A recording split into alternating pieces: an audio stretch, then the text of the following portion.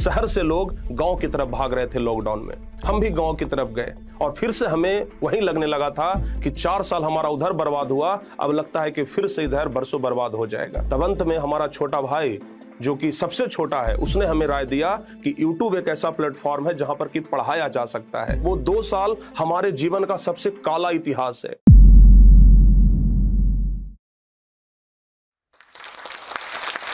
हाँ तो प्यारे साथियों, नमस्कार। कहते हैं ना कि राहें जहां तक जाएगी राहगीर वहां तक जाएगा, राहें जहां तक जाएगी राहगीर वहां तक जाएगा। तुम दरिया से क्या पूछते हो कि नीर कहां तक जाएगा। अरे खींच धनु की डोर, निशाना साधो अपने मंजिल की ओर, बाकी बाद में देखेंगे कि तीर कहां तक जाएगा। प्यारे साथियों, आज सब लोग सोचते हैं कि ये प्रिंस कुमार इतना आगे क्यों बढ़ रहा है, लेकिन आपको पता है ये प्रिंस कुमार प्रिंस सर बनने के लिए कितना बड़ा मेहनत किया है, बहुत बड़ा तपस्या किया है। और आज इस तपस्या के कारण ही एक साधारण से गांव का लड़का, एक गरीब परिवार का लड़का आज प्रिंस कुमार से पूरे बिहार में प्रिंस सर के नाम से जाना जाता है।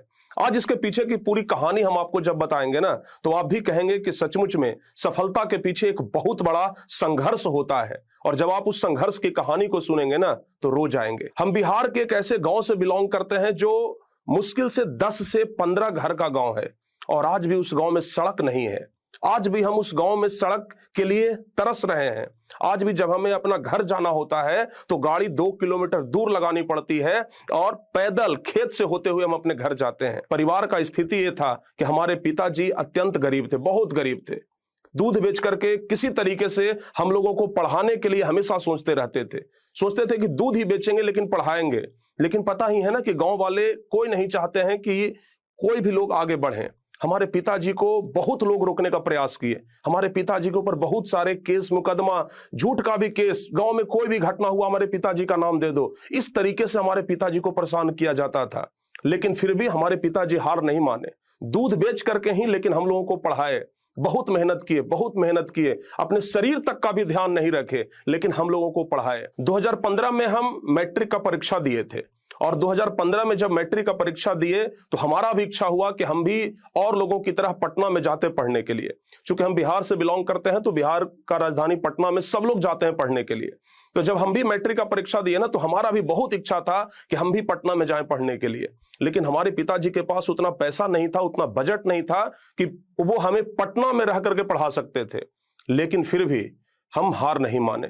हम सोचे कि हमें पटना जाना है। हम बस पिताजी को ये बोले कि आप हमें बस जाने दीजिए पटना, बाकी हम खुद अरेंजमेंट कर लेंगे। पिताजी बोले कि कहां से कर लोगे? हम बोलेंगे पढ़ाएंगे। क्योंकि पढ़ाने का शौक हमारा बचपन से ही था। हम किसी भी तरीके से पटना निकले। पटना जाने के बाद एक गांव के ही भैया थे, उनसे बोले कि हमें कोई भी एक छोटा मोटा कोचिंग पकड़वा दीजिए। बहुत मेहनत किए लेकिन कोचिंग तो नहीं मिला, लेकिन एक छोटी सी बच्ची मिली।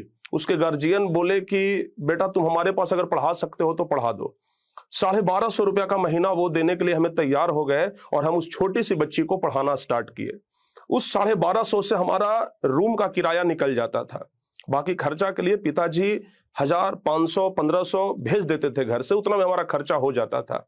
ज्यादा तो नहीं, आज तक हमें नहीं याद है कि कभी वो 1000, 1500 से भी ज्यादा रुपया हमें भेजे होंगे, क्योंकि उनके पास होता ही नहीं था उतना ज्यादा। और भी हमारे 2 छोटे भाई थे जो गांव में ही पढ़ रहे थे, लेकिन फिर भी रूम का किराया हम अपने से निकाल रहे थे 1250 रुपया का महीना कमा करके। अंत में जब हम सोचे कि नहीं और भी हमें कुछ करना है, और भी हमें पैसे कमाने हैं, तो सोचे कि भाई कहीं ना कहीं नौकरी तो लेना पड़ेगा। तो इसलिए हम जल्दी से इंटर करना चाहते थे कि इंटर करने के बाद हम कोई फॉर्म वगैरह भरें और उसके बाद हमें नौकरी मिल जाए। लेकिन हम इंटर करने के लिए दिन रात मेहनत कर रहे थे, पढ़ाई कर रहे थे कि इंटर में बढ़िया नंबर लाएंगे।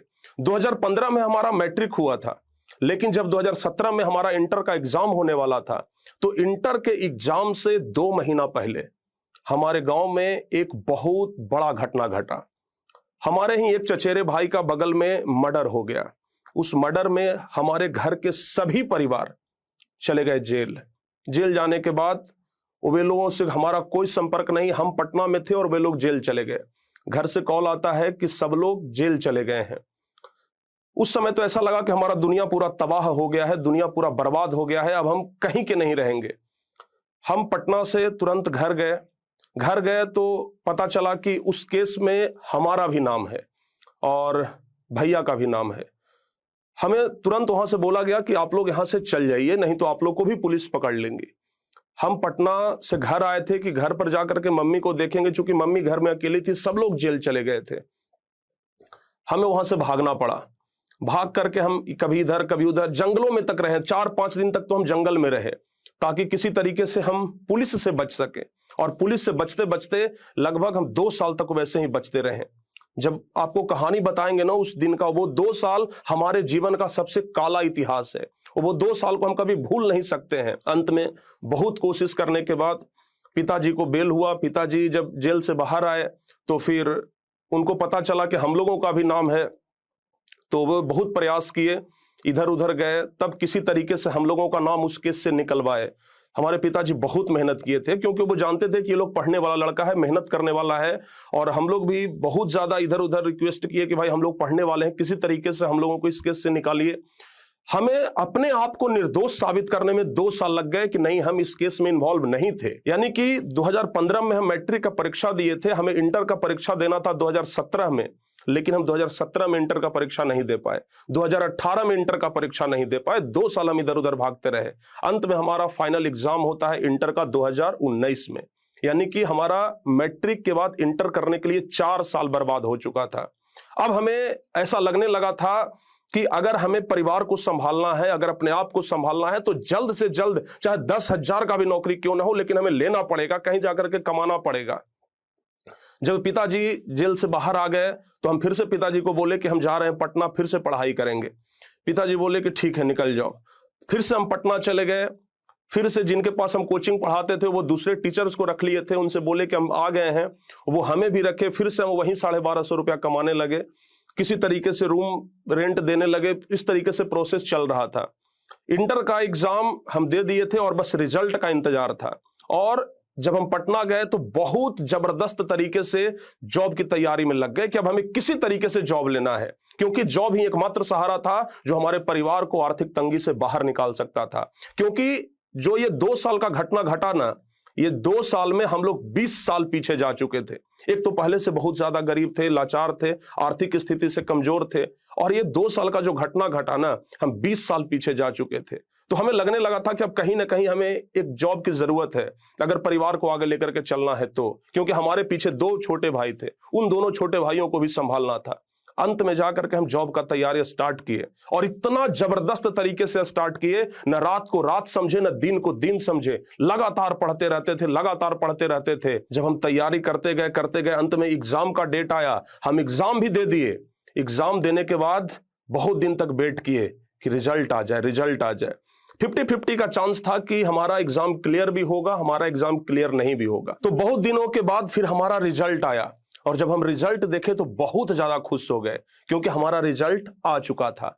हम पहले मम्मी के पास फोन किए, पापा के पास फोन किए कि हमारा रिजल्ट हो गया है, बहुत ज्यादा खुश हुए। उसके बाद फिर ज्वाइनिंग के लिए हमें बहुत लंबा इंतजार करना पड़ा। तब तक 2022 का लॉकडाउन आ चुका था। हम फिर से गांव चले गए, क्योंकि शहर से लोग गांव की तरफ भाग रहे थे लॉकडाउन में। हम भी गांव की तरफ गए, और फिर से हमें वही लगने लगा था कि 4 साल हमारा उधर बर्बाद हुआ, अब लगता है कि फिर से इधर बरसों बर्बाद हो जाएगा। जब गांव में गए तो हम बेरोजगार की तरह इधर उधर भटक रहे थे, कोई सहारा नहीं था।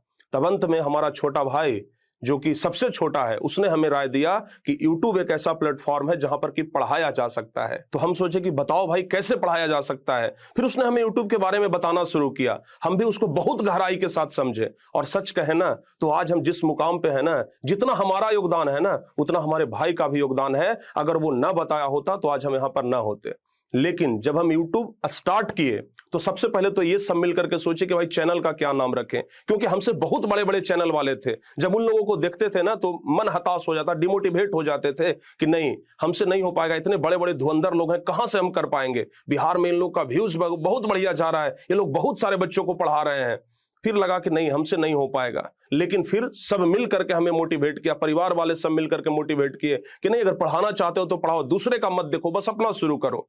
हम भी अपना शुरू कर दिए। लेकिन हमारे साथ एक बहुत बड़ा प्रॉब्लम यह था कि हम बोलने में बहुत ज्यादा हकलाते थे, किसी किसी वर्ड को तो हम बोल ही नहीं पाते थे। ऐसा लगता था ना कि हमारे सामने अगर कोई हार्ड वर्ड आ जाए ना तो हम उसे बोल नहीं पाएंगे। हमारे पिताजी बहुत ज्यादा हमको मोटिवेट किए, बहुत ज्यादा मोटिवेट किए कि तुम बोल सकते हो, तुम बोल सकते हो, अपने आप में चेंजिंग लाओ। लेकिन फिर भी अपने आप में बदलाव का हम प्रयास कर रहे थे, लेकिन हमसे हो नहीं पा रहा था। तो फिर वही छोटा भाई जिसने हमें यूट्यूब के लिए बताया था, वही हमें एडिटिंग सिखाना शुरू किया और बोला कि कोई बात नहीं, आप बनाइए वीडियो, और जहां पर भी आपका बोलने में दिक्कत होगा ना, उसको एडिट करके हम हटा सकते हैं। जब हम ये सुने कि एडिट भी होता है तो हम बहुत ज्यादा खुश हुए। और पता है, एक वीडियो को बनाने के बाद हम दिन दिन भर बैठ करके उस वीडियो को एडिट करते थे कि किसी तरीके से वो हकलाने वाला पार्ट हम उसको हटा सकें। और एक वीडियो बनाते थे और दिन भर उसको एडिट करते थे, और तब जाकर के उसको हम अपलोड करते थे। अपलोड के बारे में भी आपको बताएंगे ना, आपको लगेगा कितना संघर्ष है। हम गांव में रहते थे, और बताए आपको शुरुआत में ही बताए थे कि एक ऐसे गांव में रहते थे जहां पर कि रोड तक नहीं है, आज भी खेत से होकर के जाना पड़ता है। वहां मोबाइल का नेटवर्क कहां पकड़ता। हमारे गांव में एक ऊंचा जामुन का पेड़ था, हम उसी जामुन के पेड़ पे जाकर के चढ़ जाते थे और वहीं से हम वीडियो अपलोड करते थे। वहां पर नेटवर्क थोड़ा बहुत फास्ट रहता था।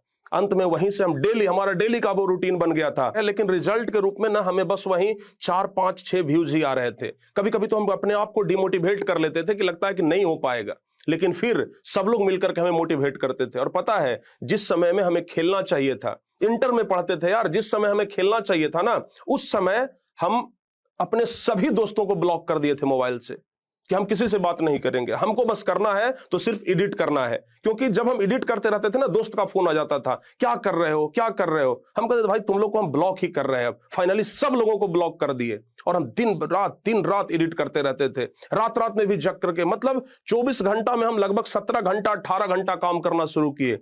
तब जाकर के कुछ दिनों के बाद उसका रिजल्ट दिखा। जब लगभग साल भर हम मेहनत किए, तब हमारा 10,000 सब्सक्राइबर हुआ। और 10,000 सब्सक्राइबर हुआ तो फिर लगा कि चलो भाई अब अच्छा है, अब धीरे धीरे ग्रो कर रहा है। और अभी तक साल भर हो गया था, लेकिन हमारा पेमेंट नहीं आया था, यूट्यूब से एक भी पेमेंट नहीं आया था। तो कहीं ना कहीं पिताजी डिमोटिवेट भी हो रहे थे कि भाई इतना मेहनत करता है, दिन रात ये लड़का एकदम लगा रहता है, लेकिन पैसा वैसा इससे नहीं आता है। पिताजी बहुत बार बोले कि छोड़ो ये सब, क्या कर रहे हो। पिताजी के साथ साथ गांव वाले भी बहुत ज्यादा बोले, अरे यार ये क्या करता है, दिन रात मोबाइल में लगा रहता है। हमारे पिताजी को बहकाने का भी प्रयास किए कि कहीं देखना ना, तुमसे बोलता है कि पढ़ाते हैं, हो सकता है कि मोबाइल में कुछ और करता हो। मतलब हमारे पिताजी को डिमोटिवेट करने का प्रयास हमसे ज्यादा गांव वाले लोग कर रहे थे।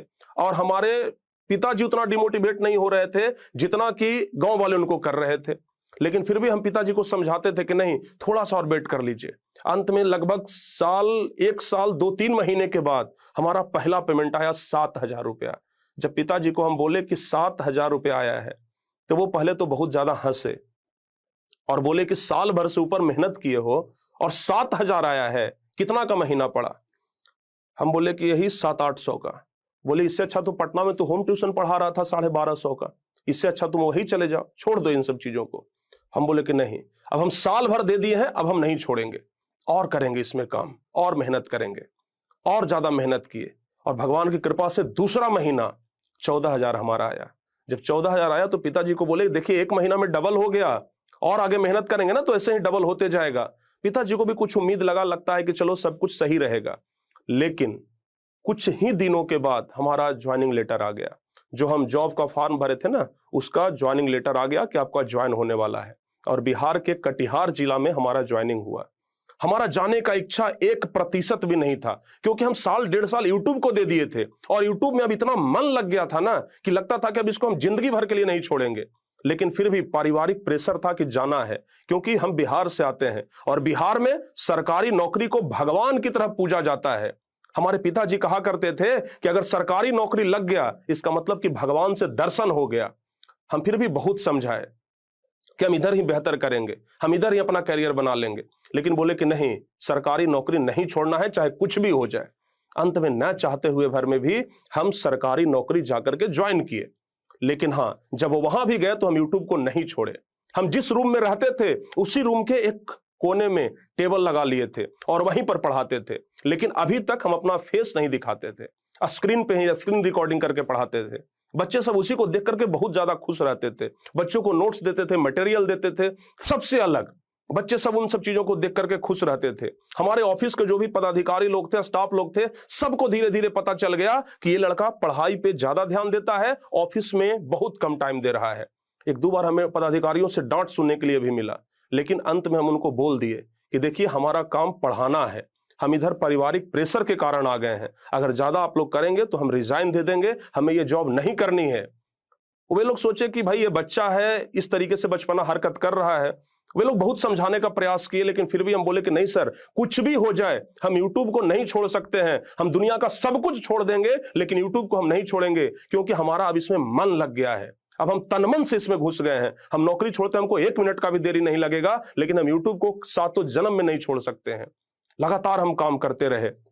लगभग 2 साल तक हम लगातार जॉब किए और लगातार हम इधर यूट्यूब भी कर रहे थे, पढ़ाई भी करवा रहे थे।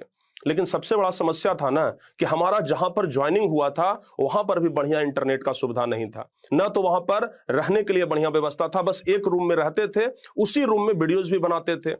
अंत में जब सब लोगों ने हमें बताया कि जब पढ़ा ही रहे हो तो फिर क्यों ना अपना फेस दिखा करके पढ़ाओ। हमारे कुछ दोस्त लोग थे जो आसपास में रहते थे, तो वे लोग बोले कि जब पढ़ा रहे हो तो बढ़िया से पढ़ाओ, सब लोगों की तरह पढ़ाओ। भाई बड़े बड़े टीचर्स पढ़ा रहे हैं, उन लोगों की तरह पढ़ाओ ना, क्यों तुम ऐसे ही बस मोबाइल पे ऐसे घिसते रहते हो।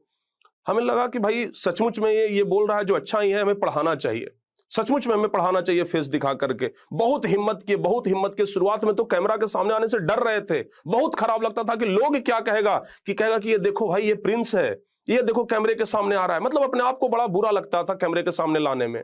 लेकिन अंत में फिर हम सोचे कि भाई कैमरे के सामने आना है, डिजिटल बोर्ड हमें भी लगाना है, कैमरा हमें भी लगाना है, हम भी अब बड़े लेवल पर पढ़ाई करवाएंगे। तो हम लगातार साल भर मेहनत करते रहे। और जब हम साल भर मेहनत करते रहे ना, तो अगल बगल के लोगों को पता भी चल गया था कि भाई यहाँ पर कुछ लोग रहते हैं जो ऑनलाइन शायद पढ़ाते हैं। उस समय ना ऑनलाइन लोग जानते नहीं थे, चूंकि हमारा जो जॉब था ना एक लगभग ग्रामीण इलाके में था, ज्यादा कुछ शहरी इलाका नहीं था।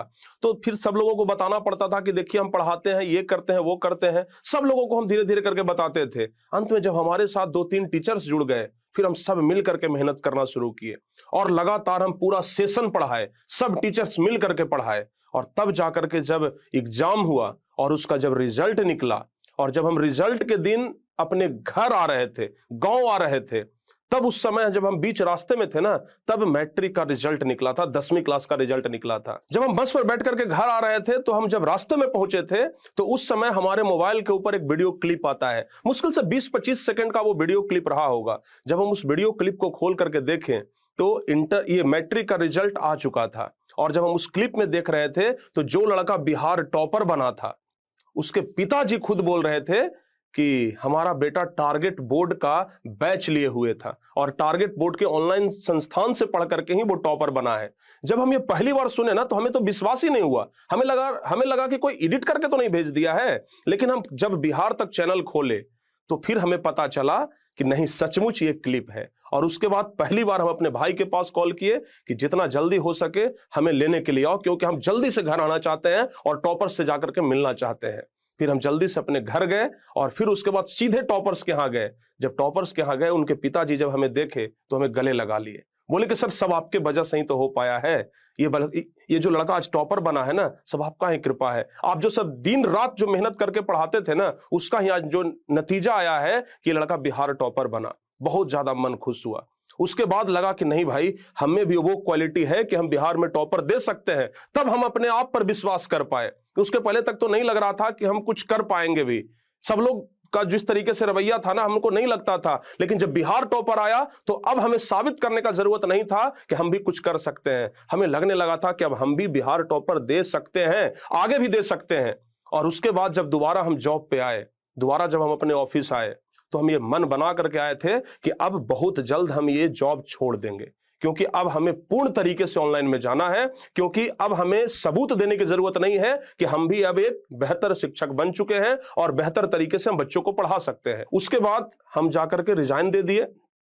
उसके बाद हम परिवार वालों को भी बोल दिए कि नहीं, अब हम पूर्ण तरीके से इधर ही काम करेंगे, अब हम पढ़ाने का ही काम करेंगे, अब अपना पूरा जीवन हम पढ़ाई में एकदम गुजार देंगे। उसके बाद हम लगातार पढ़ाना शुरू किए और फिर से जब 2024 में रिजल्ट निकला तो फिर से टॉपर्स अपना ही था। और अब तो टॉपर्स एक नहीं अनेकों होते हैं। और आप सोच करके देखिए कि जो चैनल एक समय पर 5-6 लड़कों के लिए तरस रहा था, 5-6 सब्सक्राइबर्स के लिए, 5-6 व्यूज के लिए तरस रहा था, और आज उसी चैनल पे लगभग 1.5 मिलियन से भी ज्यादा बच्चे जुड़े हुए हैं और बिहार के 1.5 मिलियन से भी ज्यादा बच्चे जुड़ करके हमारे साथ पढ़ाई कर रहे हैं। और अब जब पिताजी से पूछते हैं कि पहले वाले दिन को याद करिए ना, जिस समय आप मना करते थे कि नहीं ये सब छोड़ दो, 7-8 हजार से क्या होगा, और आज पता है टारगेट बोर्ड के साथ जुड़ करके लगभग 150 से 200 लोग काम कर रहे हैं और सब लोगों का जो परिवार है वो टारगेट बोर्ड की बदौलत ही चल रहा है। तो आप सोच करके देखिए कि आज टारगेट बोर्ड कहां तक पहुंचा, लेकिन ये सब पहुंचा है बिहार के बच्चों के कारण। बिहार के बच्चों ने हमें इतना प्यार दिया, इतना सपोर्ट दिया, इतना ज्यादा सपोर्ट दिया कि आज हम प्रिंस कुमार से प्रिंस सर बन गए। एक ऐसा लड़का जो गांव में था, गांव के लोग जिस लड़के पर हंसते थे कि नहीं ये तो कुछ नहीं कर पाएगा, बाकी 3 भाई तो कुछ कर लेंगे, ये नहीं कुछ कर पाएगा, और आज सबसे पहले 4 भाइयों में हम ही कुछ करके दिखाए हैं। और आज हमारे पूरे एरिया में नाम होता है कि भाई लड़का हो तो उसके जैसा। तो हम जाते जाते ना आप लोगों से एक बात जरूर कहना चाहेंगे, क्योंकि हम बात कर रहे थे संघर्ष का, तो हम कहना चाहेंगे कि लोहा जितना तपता है उतनी ही ताकत बढ़ती है। लोहा जितना तपता है उतनी ही ताकत बढ़ती है। सोने को जितना आग लगे वो उतना प्रखर निखरता है और हीरे को जितनी धार लगे वो उतना खूब चमकता है।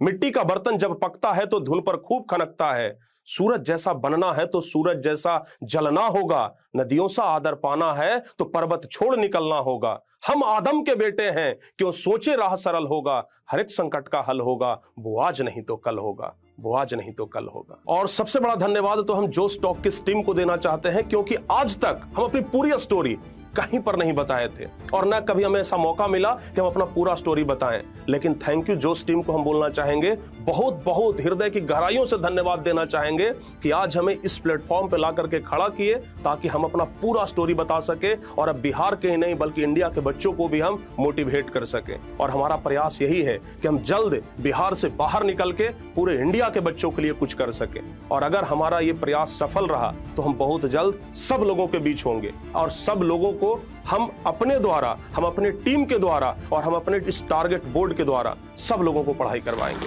धन्यवाद।